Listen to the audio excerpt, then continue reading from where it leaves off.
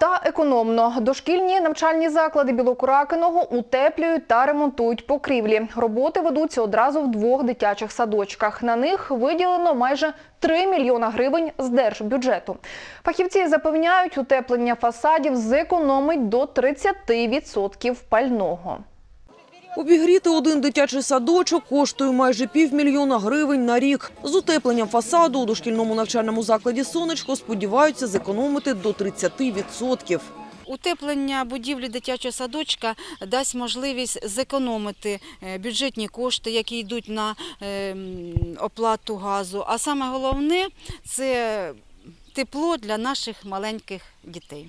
Вата используется для утепления фасада здания. Парабарьер устанавливается для того, чтобы здание дышало. 30-40% по газу будет экономия. И плюс еще детский садик сам по себе будет внутри тепло. В іншому садочку «Берізка» працюють над заміною покрівлі. Цей дошкільний заклад будували майже півстоліття тому. На сьогодні дах не те, що не утримує тепло, навіть не завжди стримує воду, каже директорка. Приміщення нашого дитячого садочка вже більше 40 років. І на даний час воно дійсно потребує осучаснення.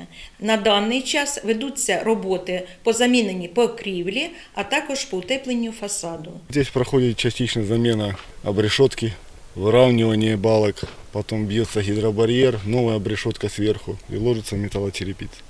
Ремонтні роботи підрядники обіцяють завершити до кінця листопада. Олена Зверхановська, Юрій Ромасюк. Подія.